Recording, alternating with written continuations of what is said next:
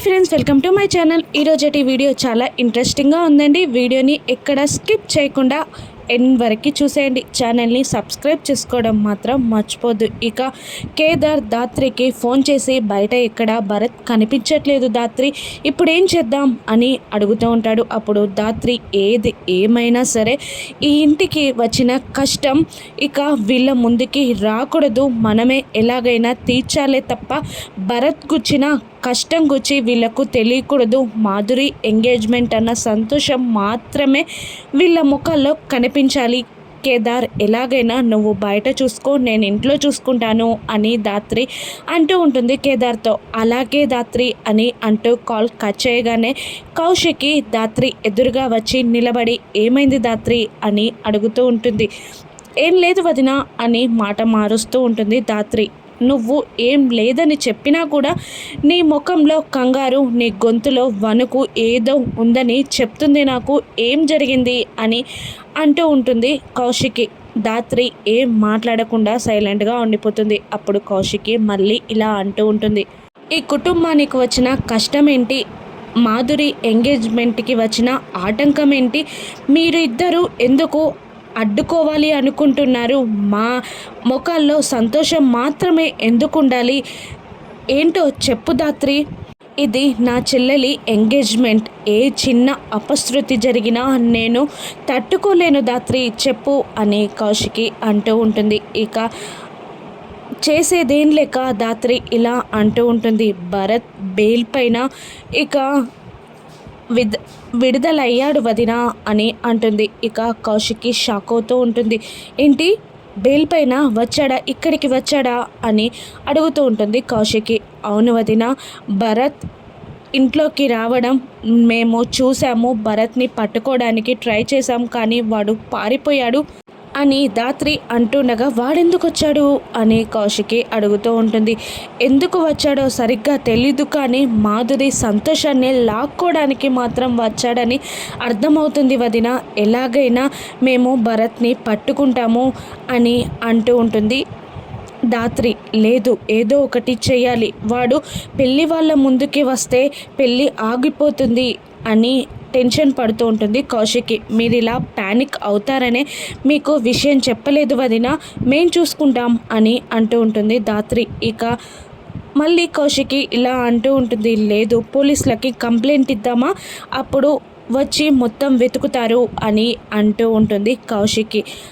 అలా చేస్తే పోలీసులు ఎందుకు వెతుకుతున్నారో మనమే ముందుగా కారణం చెప్పాలి వదిన, ఏమని చెప్తాం పెళ్ళి వాళ్ళకి అని అంటూ మీరేం ప్యానిక్ అవ్వకండి వదిన, మేము చూసుకుంటాం, ఇక మాధురి ఎంగేజ్మెంట్ జరిపే బాధ్యత మాది అని అంటూ ఉంటుంది దాత్రి. ఇక టెన్షన్ పడకండి, మాధురి విన్నది అంటే ఇక తను చాలా నర్వస్ అయిపోతుంది అని దాత్రి అంటుండగానే అక్కడికి మాధురి వచ్చేస్తుంది. ఏంటి వదిన, వాడొచ్చాడా అని మాధురి టెన్షన్ పడుతూ ఉండగా, నువ్వు టెన్షన్ పడకు మాధురి, వాడిని ఎలాగైనా మేము అడ్డుకుంటాం అని దాత్రి అంటుండగా కౌశికి నువ్వు ఇలా రామ్మా అని మాధురిని తీసుకువెళ్ళి అక్కడ కూర్చొని మేకప్ చేస్తూ ఉంటుంది.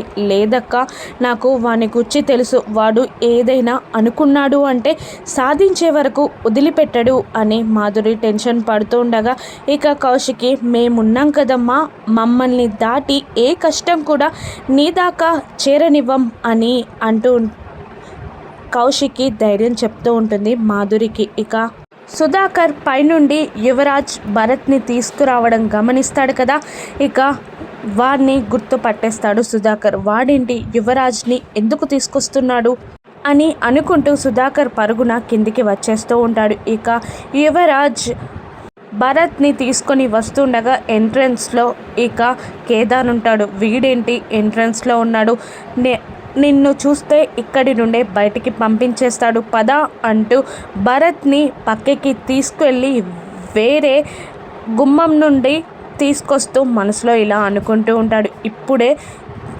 తీసుకెళ్తే వీళ్ళందరూ భరత్ని అడ్డుకుంటారు, ఏకంగా స్టేజ్ ఎక్కే టైంకి తీసుకెళ్తే అప్పుడు ఎవరు ఏం చేయలేరు అని యువరాజ్ మనసులో అనుకుంటూ ఉంటాడు. ఇక పెళ్లి కొడుకు అఖిలాండేశ్వరితో ఇలా అంటుంటాడు, పెద్దమ్మ నాకు అర్జెంటుగా పనుంది బయటికి వెళ్ళి వస్తాను అని అంటూ ఉండగా ఇప్పుడా ఈ టైంలోన ఎంగేజ్మెంట్కి టైం దగ్గర పడింది అని అఖిలాండేశ్వరి అంటూ ఉండగా ఫ్రెండ్కి యాక్సిడెంట్ అయిందంట పెద్దమ్మ, 10 మినిట్స్లో వచ్చేస్తాను అని అతను చెప్పి బయటికి వెళ్ళేసి వస్తూ ఉంటాడు. రాగానే వైజయంతితో సారీ ఫర్ ద లేట్ అని అంటుండగా అయ్యో పర్లేదబ్బి అని అంటూ కౌశిక్కి వెళ్దాం పద మాధురిని తీసుకొస్తాం అని వైజయంతి అంటూ ఉంటుంది. ఇక కౌశిక్కి వైజయంతి ఇద్దరూ కలిసి మాధురిని కిందికి తీసుకొస్తూ ఉంటారు. ఇక కేదార్ కళ్ళు కప్పి యువరాజ్ మాధురి పెళ్ళి కొడుకు ఇద్దరు స్టేజ్ ఎక్కే టైంకి భరత్ని లోపలికి పంపించేస్తాడు. ఇక భరత్ ఒసాయ్ మాధురి అని గట్టిగా అరుస్తూ ఏంటి నా ప్రేమని పక్కన పెట్టి ఇంకో వాడిని పెళ్లి చేసుకోవాలి అనుకుంటున్నావా? నీ ప్రేమ కోసం ఒకరిని చంపిన నేను నిన్ను అంత ఈజీగా ఎలా వదిలిపెడతాననుకుంటున్నావు? ఈరోజు నీకు నాకు పెళ్ళి అని అంటూ ఇక చేతిలో తాళిబొట్టును చూపిస్తూ భరత్ ముందుకి వస్తూ ఉంటాడు. ఇక అందరూ చాలా టెన్షన్ పడుతూ ఉంటారు. భరత్ ముందుకు వస్తూ మాధురి మెడలో తాళి కట్టబోతూ ఉంటాడు. పక్కనున్న కాచి కౌశిక్కి వైజయంతి ఎవ్వరూ ఆపినా కూడా భరత్ని అడ్డుకోలేకపోతూ ఉంటారు. మాధురి వద్దు వద్దు అని అరుస్తూ ఉంటుంది, కానీ భరత్ ఆగడు. ఇదంతా గమనిస్తున్న జగదాత్రి దూరం నుండి జ్యూస్లు తీసుకొస్తున్న ట్రేని భరత్ మీదికి విసిరేస్తుంది. దాంతో ఆ ట్రే భరత్కి తగిలి భరత్ కింద పడిపోతాడు. జగదాత్రిని చూస్తూ అందరూ షాక్ అవుతూ ఉంటారు. ఇక భరత్ మళ్ళీ లేచి ఇక మాధురి మెడలో తాళి కట్టడానికి ట్రై చేస్తూ ఉంటాడు. ఇక కేదార్ బయటి నుండి పరిగెత్తుకుంటూ వచ్చి భరత్ని పట్టుకుంటాడు. భరత్ని గట్టిగా కొట్టేస్తాడు, కింద పడిపోతాడు. ఏంట్రా నా చెల్లెలి మెడలో నువ్వు తాళి కడతావా అని తిడుతూ ఇక కేదార్ గట్టిగా కొడుతూ ఉంటాడు భరత్ని. ఇక సుధాకర్ యువరాజ్ భరత్ని తీసుకురావడం, కేదార్ భరత్ని కొట్టడం అన్నీ గమనిస్తూనే ఉంటాడు. భరత్ కేదార్ చేతిలో తన్నులు తింటూ అతన్ని ఎదురించలేక ఇక ఒక కత్తిని ఓపెన్ చేస్తాడు. కత్తితో దాడి చేస్తాడు కేదార్ పైన. ఇక కేదార్కి గాయం తగులుతుంది, రక్తం కారుతూ ఉంటుంది. ఇక కేదార్ పైన దాడి జరగడం చూసిన జగదాత్రి కూడా కోపంతో రగిలిపోతూ ఉంటుంది. ఇక ఆ కత్తి ఘాటుని కూడా పట్టించుకోకుండా కేదార్ భరత్ని పట్టుకొని చితక బాదుతూ ఉంటాడు. ఇక ఇదంతా కూడా వైజయంతి గమనిస్తూనే ఉంటుంది. ఇదంతా గమనిస్తున్న యువరాజ్ కూడా ఇప్పుడు గనక జగదాత్రి వాడిని కొడితే తను పోలీస్ అని కన్ఫర్మ్ అయిపోతుంది అని మనసులో అనుకుంటూ ఉంటాడు యువరాజ్. ఇక భరత్ కేదార్ని తప్పించుకొని మళ్ళీ మాధురిపై దాడి చేయడానికి వస్తూ ఉండగా జగదాత్రి తన చేతిలో ఉన్న జ్యూస్ని కింద పడబోస్తుంది. అప్పుడు భరత్ ఆ జ్యూస్పై కాలు వేసి జారి కింద పడిపోతాడు. ఇక మళ్ళీ కేదార్ భరత్ని పట్టుకుంటాడు. ఏ సెక్యూరిటీ అని యువరాజ్ గట్టిగా అరుస్తూ ఉంటారు. ఇక సెక్యూరిటీ వచ్చి భరత్ని తీసుకువెళ్తూ ఉండగా అఖిలాండేశ్వరి గట్టిగా అరుస్తుంది.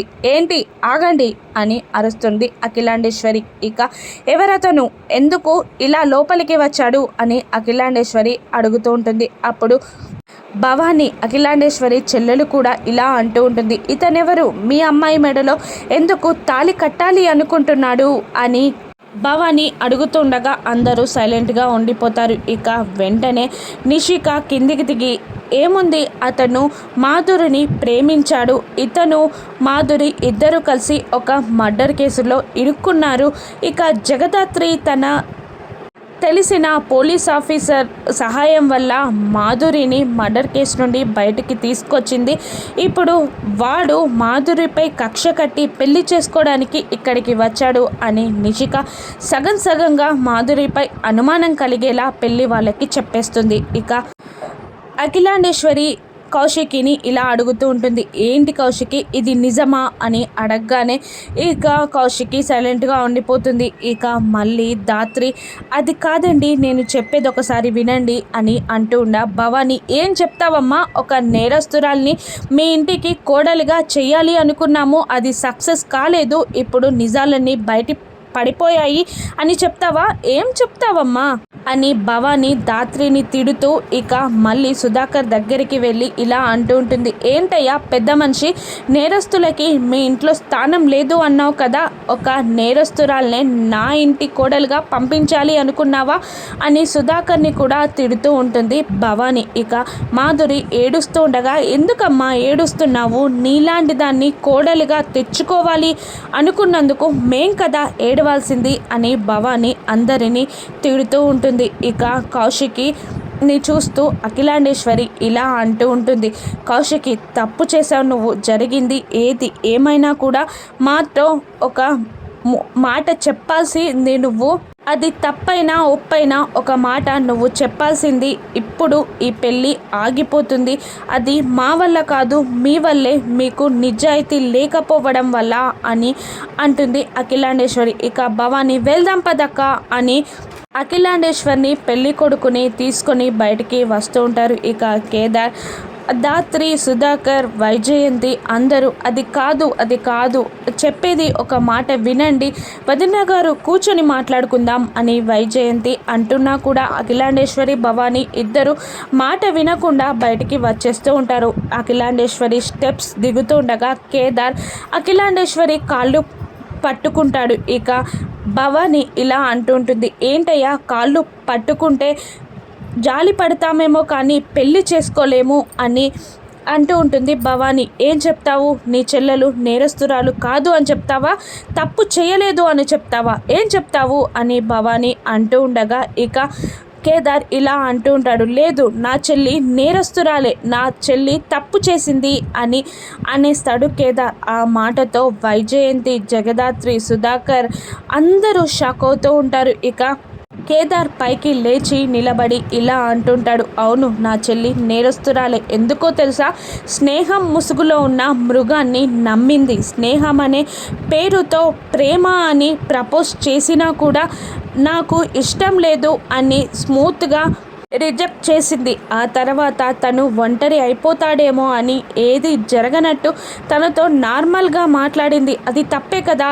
ఇక మృగాలు మధ్యలో ఎలా బ్రతకాలో నా చెల్లికి తెలీదు. అందుకే నా చెల్లిని నేరస్తురాలు అన్నాను. తను నేరం చేసి నా చెల్లిపై నెట్టినా కూడా పెద్ద మనసుతో అతన్ని క్షమించింది. అందుకే నా చెల్లి నేరస్తురాలు అంటున్నాను. ఈ సమాజంలో ఎలా తెలియని నా చెల్లి తప్పే చేసింది అని అంటూ ఉంటాడు కేదార్. ఇక మాధురికి సంబంధించిన నిజాలన్నీ చెప్పేస్తూ ఉంటాడు. ఇక జగదాత్రి లోపలికి వెళ్ళి భరత్ని తీసుకొచ్చి అఖిలాండేశ్వరి కాళ్ళ ముందు పడేస్తుంది. ఇక భరత్ జరిగిన విషయం అంతా చెప్పేస్తాడు. ప్రపోజ్ చేయడం, ఆ తర్వాత మాధురిపై కక్ష తీర్చుకోవడానికి మర్డర్ చేయడం అన్నీ చెప్పేస్తాడు భరత్. ఇక అఖిలాండేశ్వరి భరత్ని చెంపదెబ్బ కొడుతుంది. ఏంట్రా ఆడపిల్లపై ఇలా అబాండాలు వేశావు? నిన్ను ఏం చేసినా తప్పులేదు. నలుగురిలో నీ వల్ల ఆ పిల్ల పరువు పోయింది. నువ్వే క్షమాపణ చెప్పు అని భరత్ని తిడుతూ ఉంటుంది అఖిలాండేశ్వరి. ఇక భరత్ మాధురికి క్షమాపణ చెప్తాడు. ఇక కౌశికి వెళ్ళి మాధురిని ఓదారుస్తూ ఉంటుంది. ఇక అఖిలాండేశ్వరి ఇలా అంటూ ఉంటుంది కౌశికిని. సారీ కౌశికి, నిజం తెలుసుకోకుండా మీపై అబాండాలు వేశాము. మమ్మల్ని క్షమించండి. నా కుటుంబం తరపున నేను క్షమాపణ అడుగుతున్నాను అని అఖిలాండేశ్వరి కౌశికిని అడుగుతుండగా, అయ్యో అలా ఎందుకులేండి, మా చెల్లిని మీరు అర్థం చేసుకున్నారు, మా చెల్లి నిజాయితీని మీరు అర్థం చేసుకున్నారు, అది చాలు మాకు అని కౌశికి అంటూ ఉంటుంది. ఇక ఇలా అంటూ ఉంటుంది అఖిలాండేశ్వరి కేదార్ని. మేము తప్పు చేసేలోపు నిజాలన్నీ బయటపెట్టి మేము తప్పు చేయకుండా ఆపవు. నువ్వు ఈ ఇంటికి ఏమీ కాకపోయినా ఈ ఇంటికి ఏ కష్టాన్ని రాకుండా కాపాడుతున్నావు అని కేదార్ని అఖిలాండేశ్వరి మెచ్చుకుంటుంది. ఇక నీ ఆత్మాభిమానం కూడా పక్కకి పెట్టి నా కాళ్ళు పట్టుకున్నావు కదా, అప్పుడే నువ్వు 10 మెట్లు పైకి వెళ్ళిపోయావు బాబు అని కేదార్ని అంటూ ఉంటుంది అఖిలాండేశ్వరి. ఇక సుధాకర్ యువరాజ్ని కేదార్ని గమనిస్తూ ఉంటాడు. ఇద్దరు చేసిన పనులని గమనిస్తూ ఉంటాడు సుధాకర్. కౌశికి ఇలా అంటూ ఉంటుంది. మేము ఒక మెట్టు దిగాలి అనుకున్నాము, ఇక మా పరువు పోతుందేమో అనుకున్నాము అని కౌశికి అడుగుతుండగా, ఎందుకు దిగుతారమ్మా మీరు, మీకు ఏ కష్టం వచ్చినా మీ దాకా చేరకుండా 2 శక్తులు మీ కుటుంబానికి అడ్డుగా నిలబడ్డాయి అని జగదాత్రిని కేదార్ని చూస్తూ అంటూ ఉంటుంది కౌశికి. వాళ్ళు మిమ్మల్ని ఏమీ కానివ్వరు, మీ కుటుంబానికి ఏమీ కానివ్వరు, మీకు రక్షగా నిలబడతారు అని కేదార్ని జగదాత్రిని చూస్తూ అంటూ ఉంటుంది అఖిలాండేశ్వరి. ఇక యువరాజ్ నిషిక కోపంతో రగిలిపోతూ ఉంటారు. ఇప్పటికైనా కేదార్ నిజాయితీని సుధాకర్ అర్థం చేసుకుంటాడా? రానున్న ఎపిసోడ్స్లో చూద్దాం. Thank you for watching.